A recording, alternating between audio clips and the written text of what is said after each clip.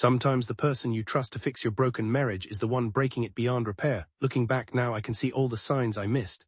The way Dr. Mitchell Thompson would lean just a little too close when talking to my wife, Elena. The way she started dressing up for our therapy sessions like they were dates. The way she'd come home energized after our appointments, more alive than she'd been in months. I'm getting ahead of myself. Let me start from the beginning. Elena and I had been married for 8 years. We weren't in crisis exactly, but we'd fallen into that comfortable rut that long-term couples know too well. Work, dinner, television, sleep, repeat. The spark wasn't gone, but it was definitely dimming. When Elena suggested couples therapy, I was actually relieved. It showed she wanted to fight for us. I found someone highly recommended, she said, showing me Dr. Thompson's website on her laptop. Specializes in communication and intimacy issues. Dr. Mitchell Thompson had impressive credentials. Licensed marriage and family therapist, 20 years of experience, glowing reviews. His office was in an upscale part of town, all warm lighting and comfortable furniture designed to make you feel safe enough to share your deepest secrets. Our first session seemed productive. Dr. Thompson was professional, insightful, asking the right questions about our communication patterns and emotional needs. Elena opened up in ways she hadn't with me in years. I felt hopeful. I'd like to schedule some individual sessions with each of you, Dr. Thompson suggested during our third visit. Sometimes people feel more comfortable exploring certain topics one-on-one before bringing them to the couple's work. It made sense. Elena scheduled hers for Tuesday afternoons, mine for Thursday evenings. The arrangement worked well with our schedules. Over the next few weeks, I noticed changes in Elena. She seemed happier, more confident. She bought new clothes. Started working out again, got her hair done. When I complimented her, she'd smile and say therapy was helping her rediscover herself. Dr. Thompson is amazing, she'd tell me. He really understands women. He makes me feel heard. I was thrilled. The therapy was working, but then small inconsistencies started bothering me. Elena's Tuesday sessions were supposed to be an hour long, but she'd often come home 2 hours later. When I asked, she'd say they ran over because she was making such good progress, or that she stopped for coffee afterward to process everything. One Tuesday, I decided to surprise her by picking her up from therapy. When I arrived at Dr. Thompson's building, Elena's car wasn't in the parking lot. I called her cell. "Hey, where are you? I thought I'd give you a ride home." There was a pause. "Oh, Dr. Thompson moved our session to his home office today. His regular office had a plumbing issue." Something felt off, but I couldn't put my finger on it. Elena's explanation was perfectly reasonable. The following week, I had to leave work early for a dentist appointment. As I drove through town, I spotted Elena's car parked outside Riverside Restaurant, an intimate little place we'd been to for anniversaries. Through the window, I could see her sitting across from a man who looked like Dr. Thompson. My stomach dropped, but I tried to rationalize it. Maybe they were having a working lunch. Some therapists did that right. Informal sessions in different settings. I didn't confront her immediately. Instead, I started paying closer attention. Elena's phone habits changed. She'd take it with her to the bathroom, angle it away from me when texting. She started working late more often or claiming to meet friends I'd never heard her mention before. The breaking point came 3 weeks later. Elena had another therapy session on Tuesday afternoon. This time, I decided to follow her. She didn't go to Dr. Thompson's office. She didn't go to a restaurant. She went to a residential neighborhood across town and parked in the driveway of a modest 2-story house.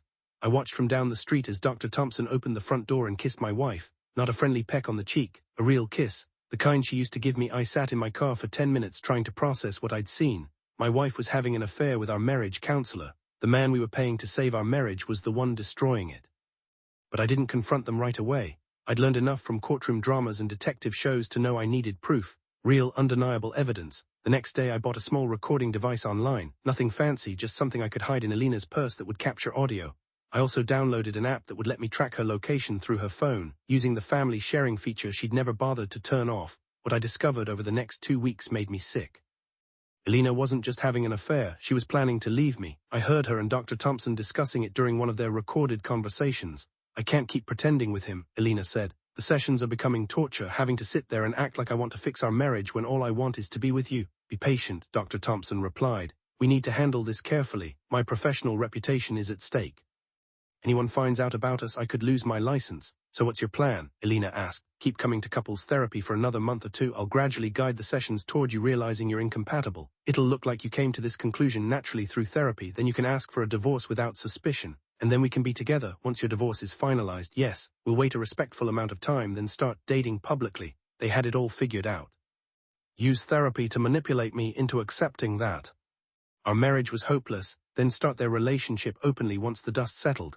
I would pay thousands of dollars for the privilege of being gaslit by a professional, but they underestimated me. I consulted with a divorce lawyer immediately. I gave him copies of all the recordings and showed him Elena's location data proving she was spending afternoons at Dr. Thompson's house instead of at therapy sessions. This is incredibly unethical, my lawyer said. A therapist having a sexual relationship with a client's spouse while treating them both, he'll definitely lose his license. This could even be criminal depending on how the state bar views it. What about the divorce? I asked. With this evidence of adultery, you'll be in a very strong position, especially since she was using marital funds to pay the man she was cheating with. The irony wasn't lost on me. Elena had used our joint bank account to pay for therapy sessions that were actually dates with her lover. I decided to wait until I had one more piece of evidence.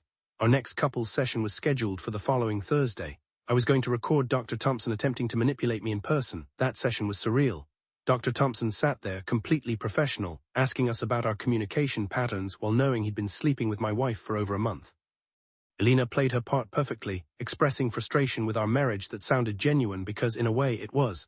I'm sensing that you both might benefit from exploring whether this relationship is meeting your authentic needs, Dr. Thompson said near the end of our session. Sometimes people grow in different directions, and recognizing that isn't a failure, it's healthy self-awareness. I nodded thoughtfully as if considering his profound wisdom. That's interesting, Dr. Thompson. So you think Elena might be happier with someone else? I think Elena needs to explore what she truly wants, he replied. Smoothly, if only he knew I had already heard her exploring exactly that at his house. The following Monday, I set everything in motion. First, I filed for divorce, including all the evidence of Elena's affair in my petition. Then I filed a formal complaint against Dr. Thompson with the state licensing board, including the recordings and location data proving he'd been conducting fake therapy sessions while having an affair with his client's wife. Finally, I sent copies of everything to Dr. Thompson's employer, the therapy center where he worked. Elena came home that evening to find divorce papers on the kitchen table. What is this? She asked, though her face told me she knew exactly what it was. I know about you and Dr. Thompson, I said calmly. I know about the fake therapy sessions. I know about your plan to manipulate me into thinking our marriage failed naturally. I recorded everything. The color drained from her face. You can't prove anything. I played 30 seconds of audio from one of their conversations. Her voice filled the room. I can't keep pretending with him. The sessions are becoming torture. Lena sank into a chair. How long have you known? Long enough to document everything thoroughly. What do you want? She asked. Nothing from you, I said. I want you to sign the divorce papers and move out. Everything else is already in motion. She left that night. I later heard she went to stay with her sister. The consequences unfolded exactly as my lawyer predicted. Dr. Thompson lost his license within 6 weeks of my complaint being filed. The licensing board called it one of the most egregious breaches of professional ethics they'd seen. He was also fired from the therapy center and faced a lawsuit from them for damaging their reputation. Elena tried to fight the divorce terms, but the evidence was overwhelming. She ended up with minimal assets and no alimony. The judge was particularly unsympathetic when he learned she'd used marital funds to pay for fake therapy sessions with her lover. The strangest part was how quickly their relationship fell apart once the secrecy and excitement were gone. Without his career and professional status, Dr. Thompson wasn't as appealing to Elena. Without the thrill of sneaking around, Elena wasn't as interesting to him. They broke up before my divorce was even finalized. I ran into Elena at the grocery store about 6 months later. She looked tired, older somehow. She was working as a receptionist at a dental office, having struggled to find better employment after the divorce proceedings became public record in our small town. Are you happy now? She asked bitterly. I'm at peace, I replied honestly. That's more than I had when I was married to you. Looking back, I realized the real betrayal wasn't just the affair. It was the calculated manipulation, the way they turned something meant to heal our marriage into a weapon to destroy it.